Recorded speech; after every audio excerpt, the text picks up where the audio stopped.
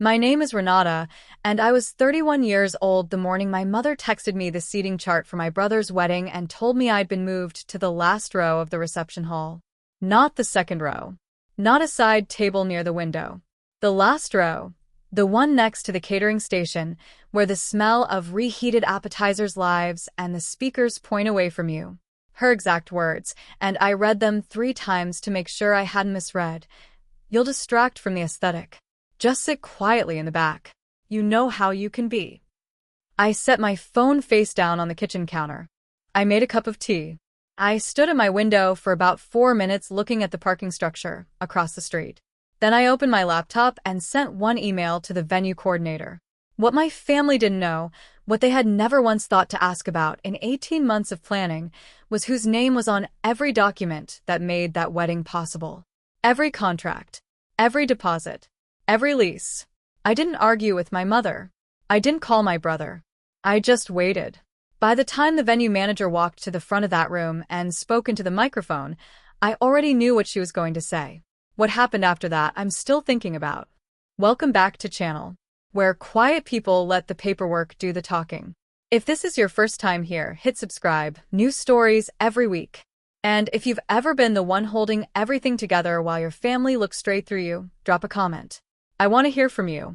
I should tell you how I got here, because none of what happened at that reception makes any sense without the background. And the background goes back a long way. I grew up in a mid-sized city in Ohio called Morrow Falls. Not a place most people have heard of, though if you drove through it you'd recognize it immediately.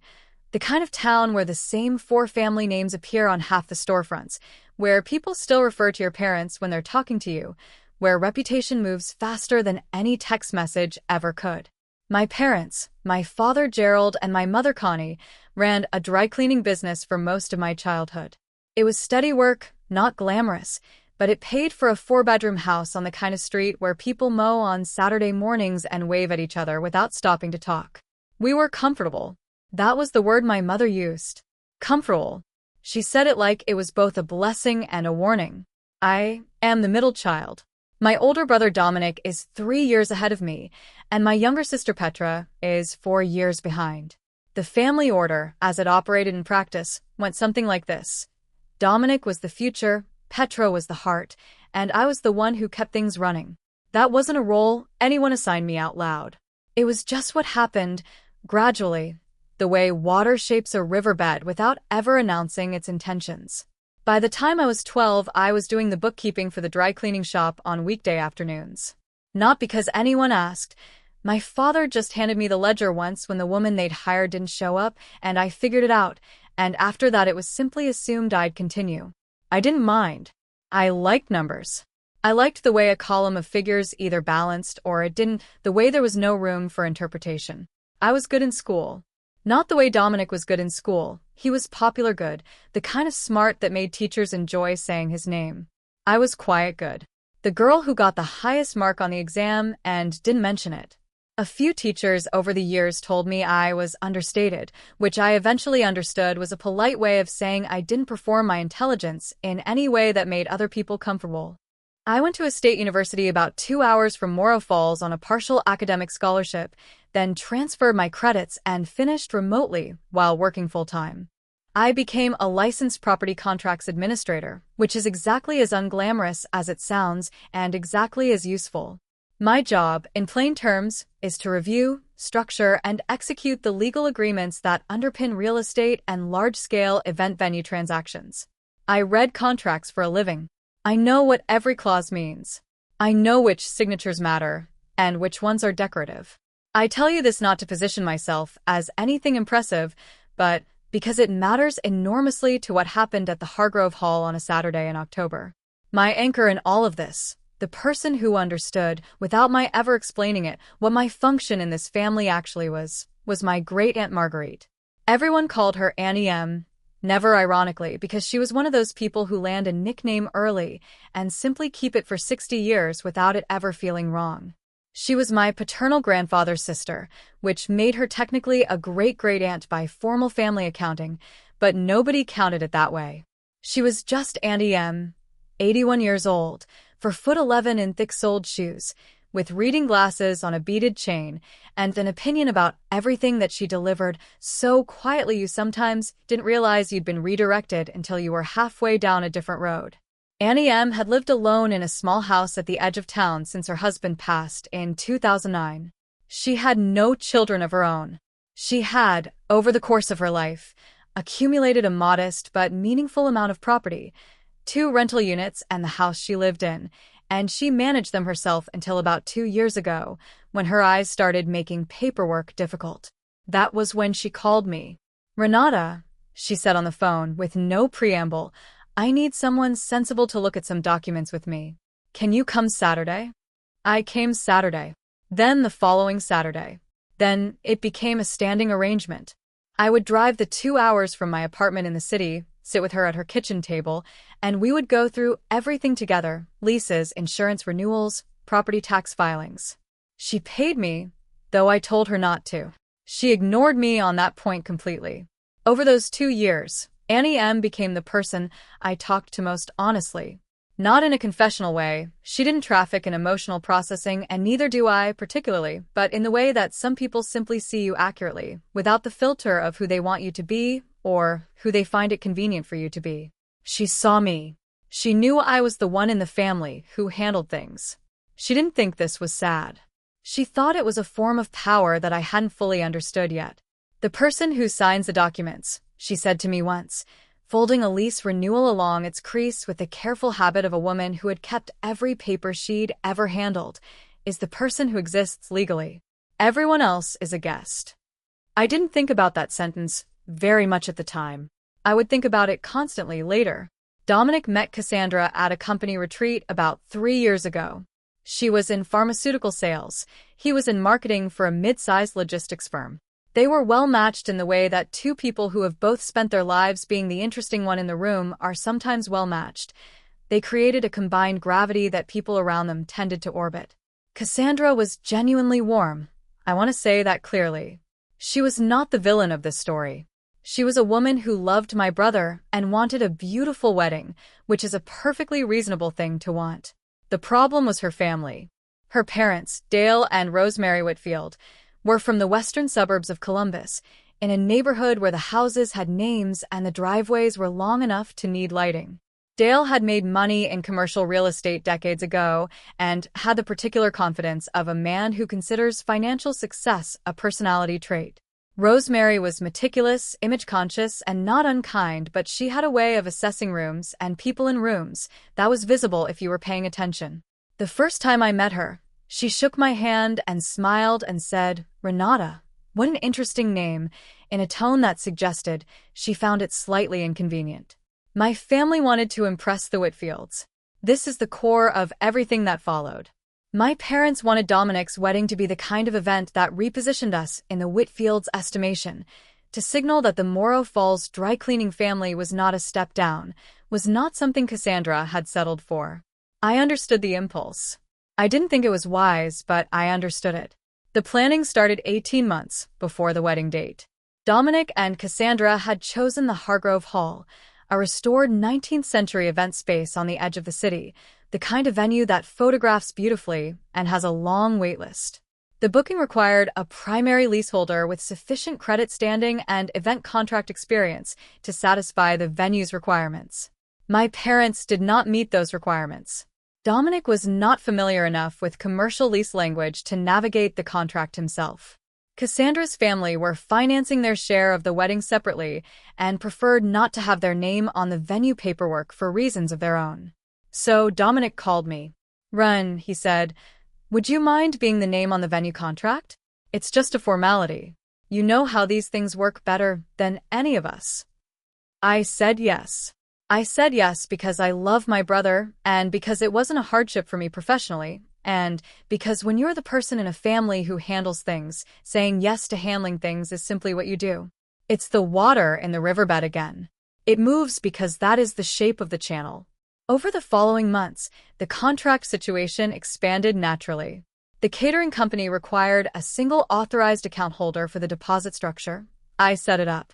The floral designer, who worked exclusively through a commercial contracting arrangement rather than retail booking, needed a business-eligible signatory. I handled it. The sound and lighting vendor, the cake designer, the valet parking service, the wedding night hotel block. Each of these, at various points, required either my professional signature, my business credit account, or both. I kept a folder, color-coded, organized by vendor, with every document in triplicate. Nobody in my family knew the extent of it. Not because I hid it, I would have told anyone who asked. Nobody asked. They just assumed, as families do, when one person has always managed things, that it was being managed. By me. Quietly. In the background.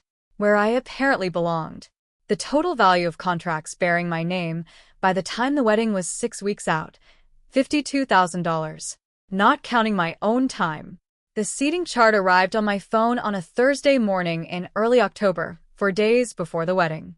It came as a photo of a hand-drawn diagram, my mother's handwriting, which I have known for 31 years, all rounded letters and small neat circles.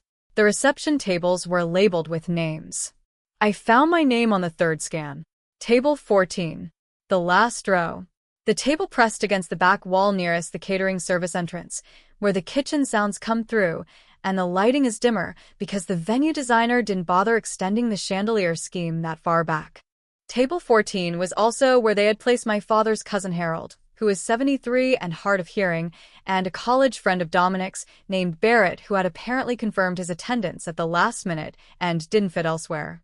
This was my table. I looked at the chart for a moment. Then I looked at where my assigned seat had previously been. I had been, until apparently recently, at table 4, the second table from the front on the right side, close enough to the head table to be visible in photographs, close enough to the family to be clearly placed as family. Someone had drawn a small arrow from table 4 in pencil and moved my name to the back. I texted my mother. When was this changed? She replied in about 8 minutes. We talked about it as a family. The Whitfields are bringing extra people, and we need those front tables for them. You understand? I texted back. Who is at my old spot? She replied, Rosemary's sister and her husband. They're very important to Dale. It's not personal, Renata. You know how to handle yourself anywhere in a room. I set the phone down. I understood what she was not saying, which was, you are the one we don't have to worry about. The Whitfields will notice the front tables. They will not notice table 14. You are invisible enough that we can use that invisibility as a resource. You won't make a scene. You'll be fine. My throat tightened in a specific, familiar way, not pain exactly, more the physical sensation of something being compressed that was not designed for compression. I picked the phone back up and called my mother rather than texting. Mom, I said when she answered. Renata, I knew you'd call. Her tone was the careful, reasonable tone she uses when she has decided in advance that I am being difficult. It really isn't personal. We just need to present ourselves well in front of his family. You know what the Whitfields are like. I do, I said. And you're good anywhere, sweetheart. You don't need to be at the front. Can I ask one thing? Of course. Is Dominic aware of the change? A pause, very small. We talked about it as a family. He understands the situation. Okay, I said. I'll figure out. She thanked me, with the particular warmth people use when they've successfully managed you into compliance. We hung up. I called Dominic next. His phone went to voicemail. I left a message that was entirely neutral in tone. I asked him to call me when he had a moment, that I wanted to go over a few vendor logistics before the weekend. He did not call back that day. I tried once more the following morning. Voicemail again. I texted, Dominic, I need about 10 minutes on the vendor paperwork. There are a few things you should be aware of before Saturday. He replied 4 hours later. Can we do this after? I'm underwater right now. Mom said you're good with the seating thing. Thanks, Rin. That was the last text I received from my brother before the wedding. I want to be careful here about something. The seating chart alone being moved to the back row, that I could have absorbed. I have absorbed larger things. What I could not absorb was the completeness of the dismissal. Not just the seating, but the fact that no one in my family had thought, for even a moment, about what it meant that my name was on $52,000 worth of contracts for an event at which I was now, formally, background furniture. They had not forgotten about the contracts. They had simply never mentally connected the contracts to me as a person whose standing in the event was relevant. The contracts were a function. The function was mine. My presence at the event was a separate, negotiable thing, negotiable downward, as it turned out, without any sense that this required my input. I thought about what Annie M. had said. The person who signs the documents is the person who exists legally. Everyone else is a guest. I opened my laptop Thursday evening. I did not make any cancellations. I did not threaten anyone. I simply sent a single email to the venue coordinator at Hargrove Hall, a woman named Patricia Osei, whom I had been in communication with for 18 months and who had, at this point, a warm and professionally collegial relationship with me. The email was brief. I asked her to confirm that the primary leaseholder protocols were in order for Saturday, that she had my current contact information, and that if there were any on-the-day administrative matters requiring my authorization, she should bring them to me directly rather than routing through any other family member. Patricia replied within the hour. All confirmed, Ms. Caruso. We'll route everything through you as the primary leaseholder. Looking forward to Saturday. I closed the laptop. I made dinner. I watched about 40 minutes of a documentary I had been meaning to finish. Then I went to bed. The day before the wedding, I drove to Morro Falls and spent the afternoon at Auntie M's kitchen table. We did not discuss the wedding logistics. She knew, broadly, that I'd been managing things, but I hadn't told her about the seating change. That afternoon, I just sat with her and went through a lease renewal for one of her rental units and ate the soup she made, which was the kind of soup that requires patience and a specific confidence about seasoning. We talked about a book she was reading. We talked about whether the maple on her front walk was going to need professional attention before winter. When I was leaving, she walked me to the door, which she always did, slowly, with one hand on the wall, and she looked at me for a moment with a particular quality of attention she had, the kind that felt less like being looked at and more like being correctly read. "You're calm," she said. It was not a question. "I'm fine," I said. She nodded once, as if I'd confirmed something. "Good," she said. "Calm is the only thing that works." I drove back to my apartment, pressed my dress for Saturday, and went to sleep before 10. The wedding ceremony itself was held at St. Ambrose Church, about 12 minutes from the Hargrove Hall. I sat in the pew my family had indicated for me, not at the front with immediate family, but 3 rows back, which I had been told was to make room for the Whitfield side. I sat next to my father's cousin Harold, who greeted me by name and immediately began explaining something about the restoration work the church had done on its organ, which he seemed to feel strongly about. I listened to him. I watched my brother Dominic stand at the altar in a gray suit he had agonized over for weeks and which looked, I'll say this honestly, exactly right on him. He was glowing. He was happy. Whatever else I felt that day, I did not resent my brother his happiness. "I want to be clear about that." Cassandra came down the aisle on her father Dale's arm. She was genuinely beautiful, not in the performed way of someone who has been told they are beautiful and has arranged themselves accordingly, but in the slightly dazed, unguarded way of someone surprised by their own joy. I felt something settle in my chest watching her walk. Whatever this day was going to become, it had started from something real. The ceremony was about 40 minutes. The priest was unhurried and warm. The vows were personal. They had written their own, and Dominic's voice caught once, briefly, on a particular line, and a small ripple went through the room. My mother pressed a tissue to her eye. My father sat very straight, the way he does when he is trying to look composed and dignified, which meant he was moved. I sat in the 3rd row and held my hands still in my lap. The reception at the Hargrove Hall began at 6:30. I want to describe the Hargrove Hall to you because the physical space matters. It is a 3-story limestone building built in 1887 as a civic assembly hall, converted to an event venue in the 1990s.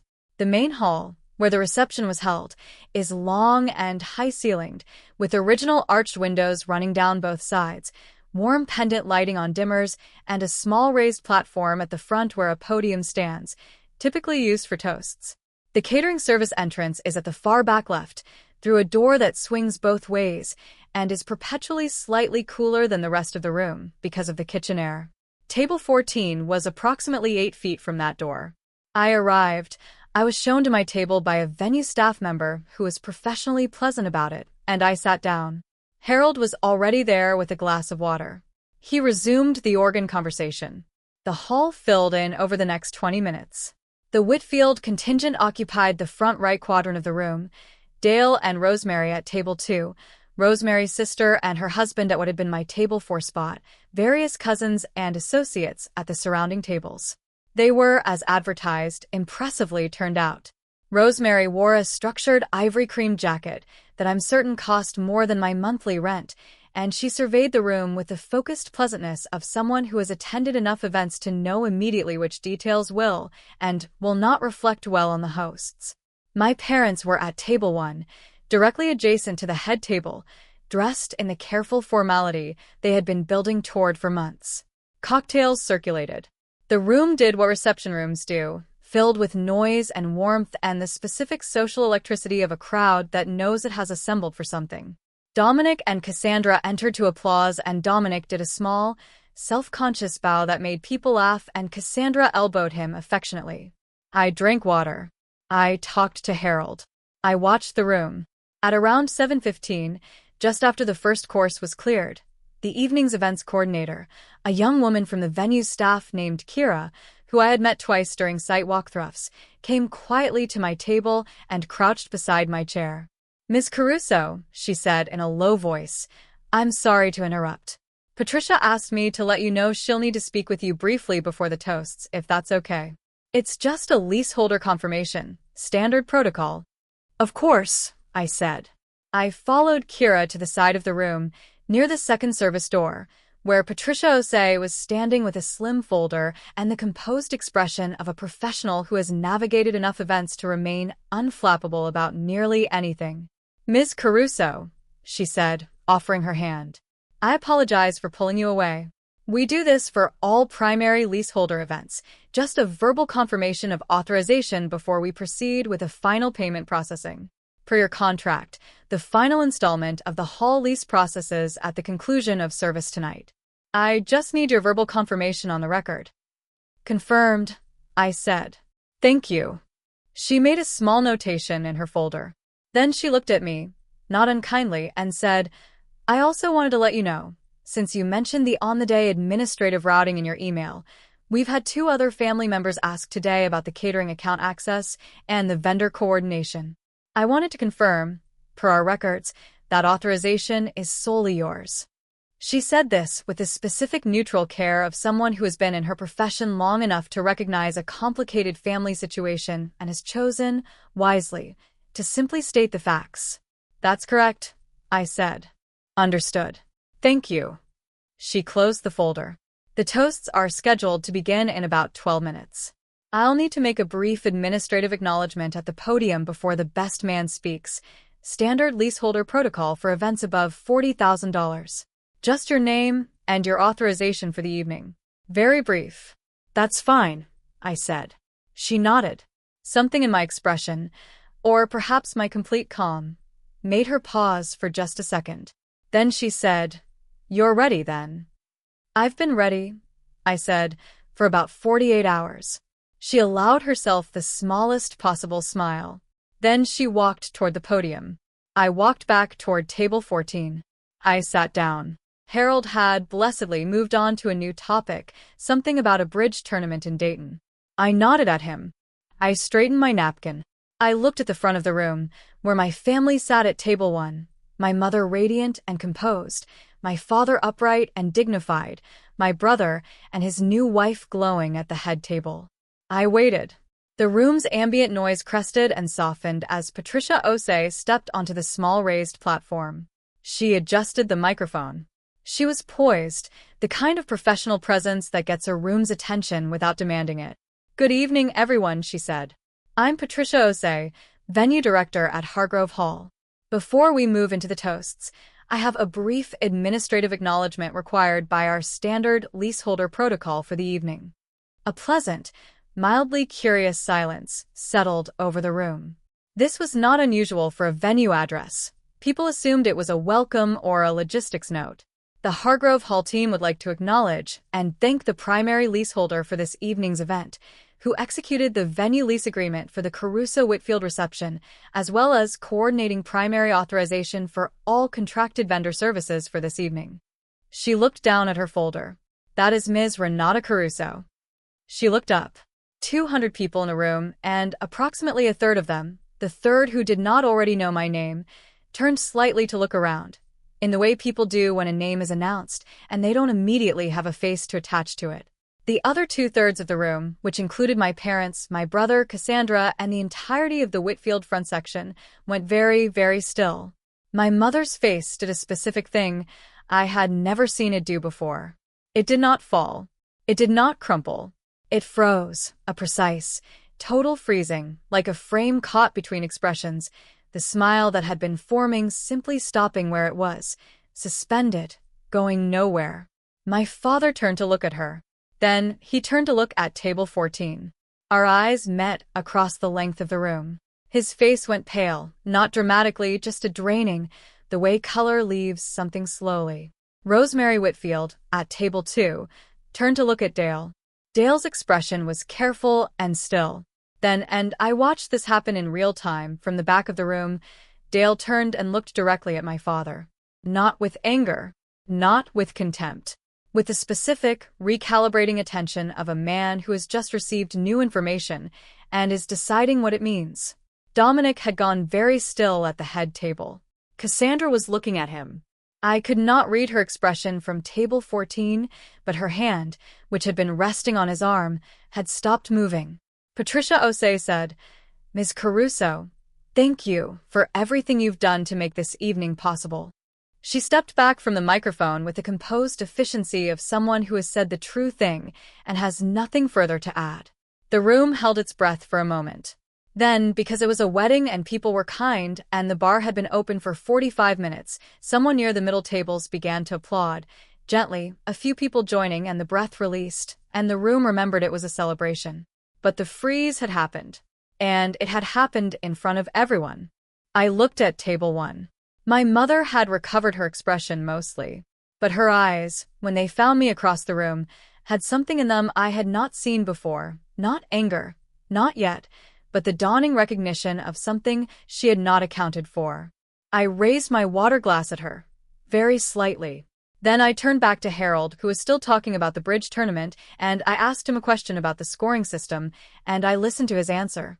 The best man toast came first, Dominic's friend from college, a cheerful, slightly overwrought speech that made people laugh in the right places and got generous applause. Then Cassandra's maid of honor, who was warmer and funnier and got the better applause. Then my father stood for the parents' toast. I will say this about my father's toast. He delivered it with complete composure. He is a man who has managed a business for 30 years. He is not without poise. He spoke about Dominic's childhood, about what it meant to watch your son become a man, about welcoming Cassandra into the family. He did not look at me while he spoke. His voice was steady. He sat down to warm applause. My mother reached over and squeezed his hand. And then Dale Whitfield stood. Dale Whitfield is the kind of man who speaks at events with the calm authority of someone who does not experience microphones as foreign objects. He is in his early 60s, silver-haired, with the measured delivery of someone who has given enough speeches to know that pace is persuasion. He spoke warmly about Cassandra, about what it meant to give your daughter to a new family, about Dominic's qualities as a son-in-law. He was gracious. He was complimentary about the evening. He said the venue was beautiful. And then he paused, in the way that experienced speakers pause when they are about to say something they consider the point. I also want to acknowledge, he said, that this evening doesn't happen without the person who made it possible at the organizational level. We've been in the event business long enough, he smiled at Rosemary, who tilted her head in acknowledgement, to know that the administrative architecture of an event like this is not simple work. It requires expertise, commitment, and a very specific kind of quiet generosity. He looked up and out across the room. Renata, he said, thank you. From our family to yours. He raised his glass toward table 14. The room turned, all of it this time, not just a portion. 200 people, turning toward the back of the room, toward table 14, toward me. I held Dale Whitfield's gaze across the length of the room and nodded once. Thank you, I said. My voice was steady, because I had been waiting for this for 4 days, and steadiness was the only thing I had prepared. The applause was genuine and extended.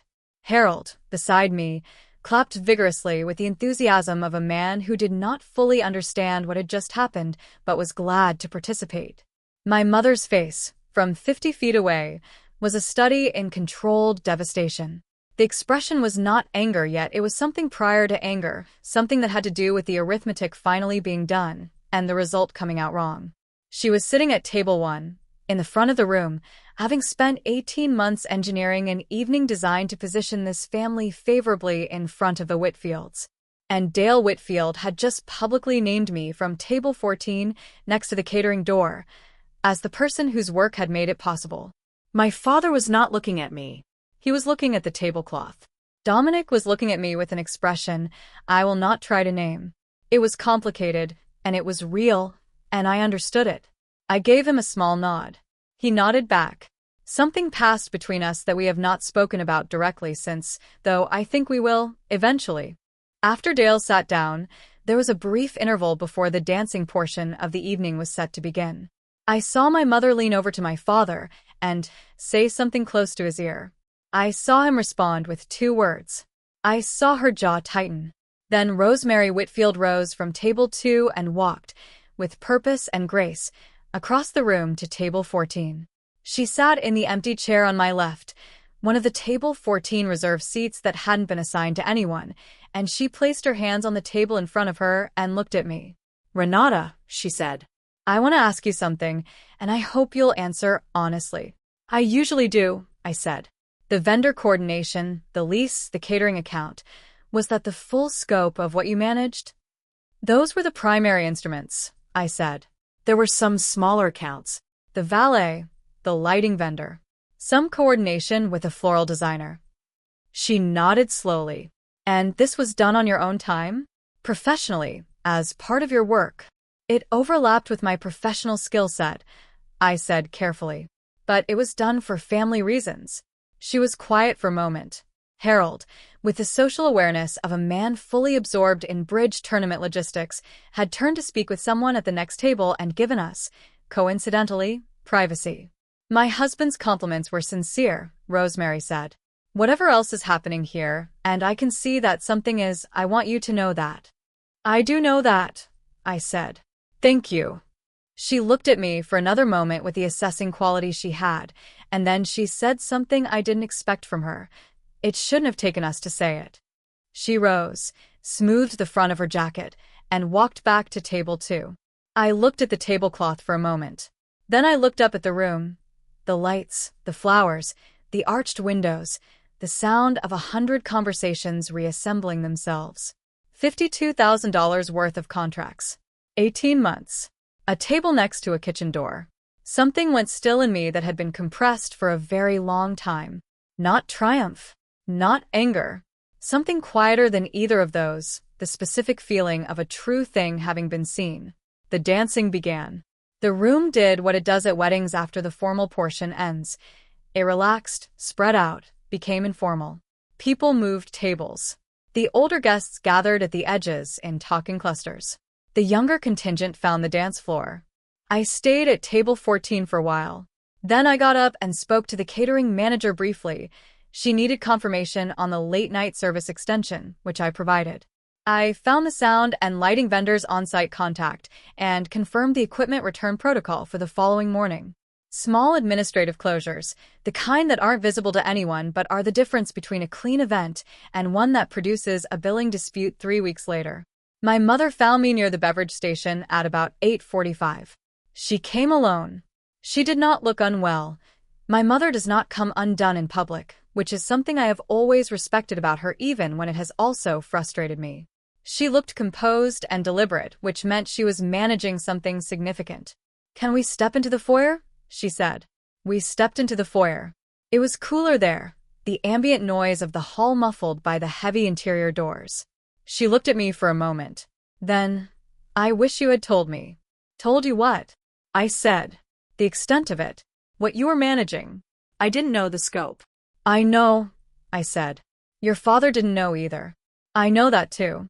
She paused. "Why didn't you tell us?" "I thought about this honestly." "No one asked," I said. "Not once in 18 months." No one asked what I was signing or how much it was or whether it was complicated.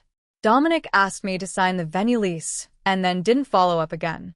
I was available for logistical questions and no one had any. So, I just managed it. She was quiet. Her hands, at her sides, were very still, not relaxed still but held still. The seating chart, she said finally. Yes, I said. We didn't think. You didn't think about the contracts, I said. I know. That's not a criticism, Mom. It's just what happened.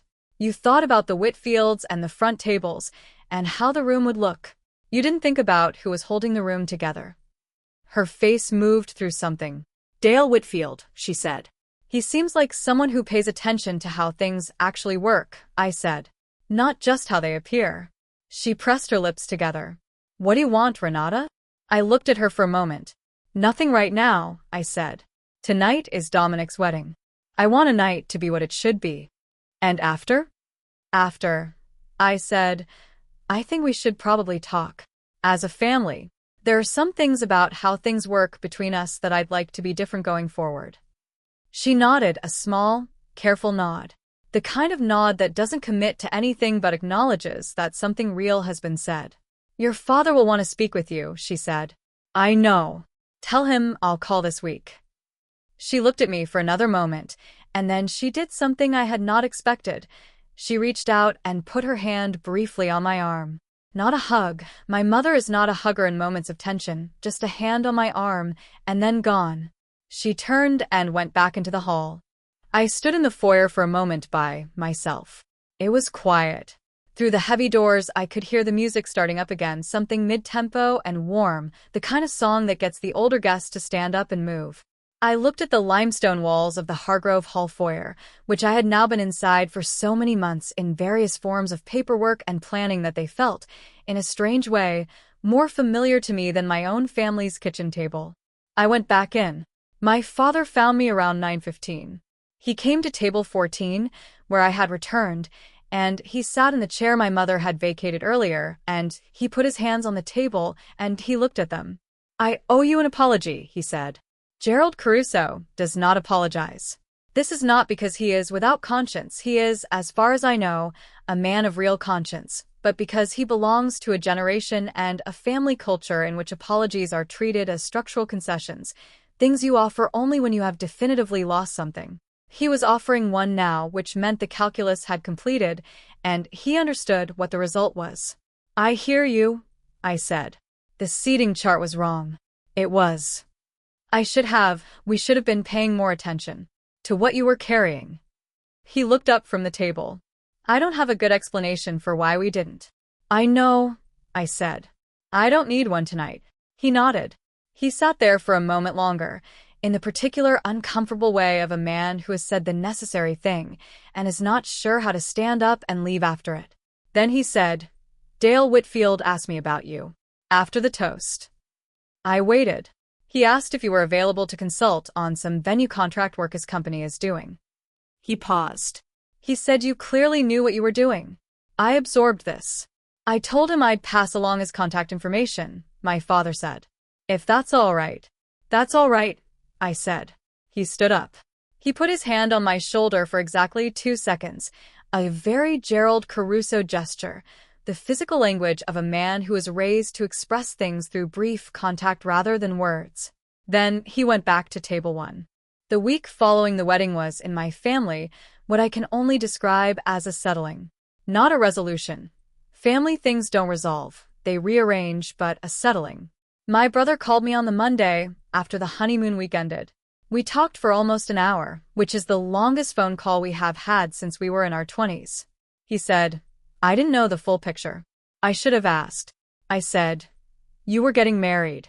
I understood. He said, that's not an excuse. I said, no, but it's a reason. There's a difference. He was quiet for a moment, and then he said, I want things to be different. And I said, so do I.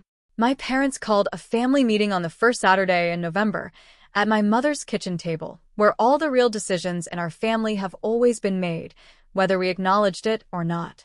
My mother had made a list. She is a list maker, my mother.